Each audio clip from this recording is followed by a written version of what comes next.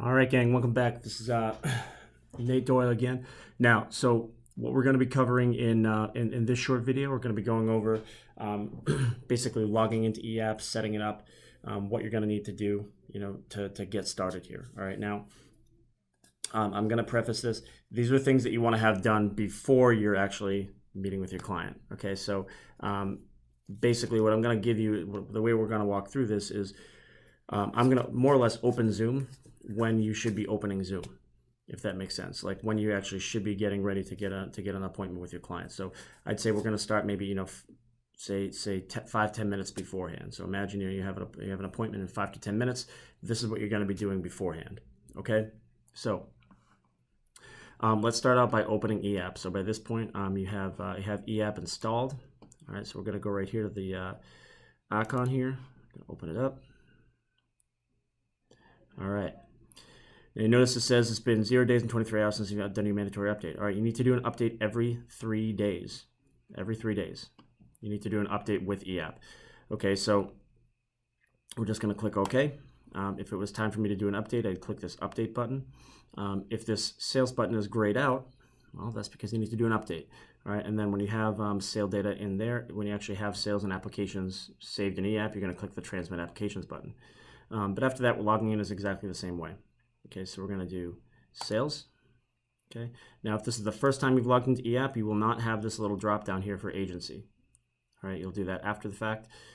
Okay, so you're going to do click on sales, and we're going to type in Sarur Yagjan. So I'm just going to do SER, and if I do a little press down on my arrow, I get Sarur Yagjan. And then you're going to log in with your information. Now, for when you're starting, you're not going to have an eApp login, so you're going to use eApp training. So that is eApp training, okay? And then the password is really simple. The password is just training. All right, no caps. It'll capitalize automatically. That's fine. Just no caps. All right.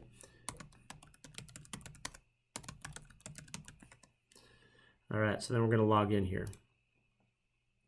Okay. So basically your first step in setting everything up, step 1, you're going to open eApp and log in. Pretty simple. Just open eApp and log in. All right.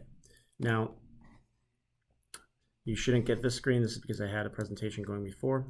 What you will get when you first log in is this screen. You're going to get where it says Start Presentation or Existing Applications. All right. Now, when you first log in, you'll notice there's not really a whole lot aside from right here. Okay. One thing I want to make perfectly clear is eApp was designed to be used in home with clients sitting at their table with them. Okay, so doing this remotely, there's going to be there are certain things that we're going to have to skip through in the beginning of the presentation, especially because they just don't really apply doing this virtually. All right, so now that we have everything set up and logged in, we're going to go to the next part, which is step 2. Okay, so we're going to go to the next part, which is step 2, which is we're going to click on Start Presentation. All right, so Start Presentation, then you'll get this this little blurb that comes up here for you. All right, so this is where you're going to put their information in.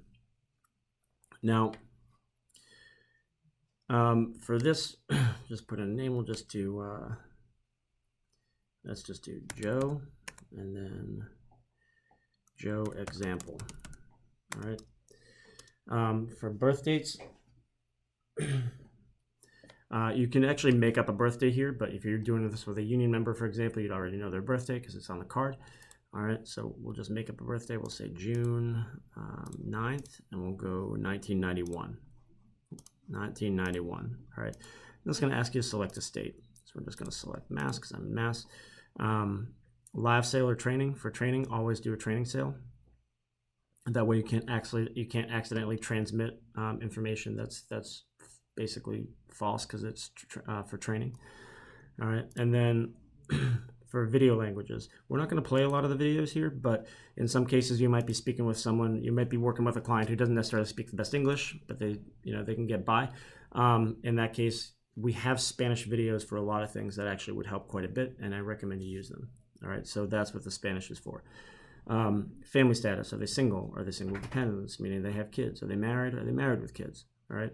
And then lead group and tracking numbers, lead group tracking numbers and then group name. All right. So this would be, this is mostly for PR. You don't have to put anything in here. But what this is for is just for them to track what, which groups are going to generally generate better statistics. All right. When we get to the actual AD&D certificate, I will show you where this is on it, so you can actually know what to type in here. All right. And you can also find this in Impact, which you'll find later on. All right. And then this is just the name of the group. So if I'm sitting with a Teamsters 25 member, I'm just going to type in here Teamsters 25. Okay. So now at this point, when you click next is how you start your presentation. You're not going to click next. All right. This is what we're going to wait for. Okay. So you're going to wait until you actually have your client in the Zoom meeting. So when you join a Zoom meeting, if you notice that you go into a waiting room, as the host, you get a little ding ding letting you know that there's somebody there. Once I get that little ding ding that says that there's someone there, that's when I'm going to click next, because basically you have to go through a process of essentially deleting a presentation, which is kind of a headache. So I'm going to wait. I'm going to make sure that they're on time, that they didn't have to reschedule, something like that. So I'm going to wait before I go in, before I jump full all the way into it. Okay, so we'll select this here. All right. Now, looking at what you have in front of you here, you'll notice that EAP takes up the entire screen. All right. While you can work with that way, it's pretty difficult. So we're going to, the next thing we're going to show you is exactly how to resize everything, and that'll be in the next video.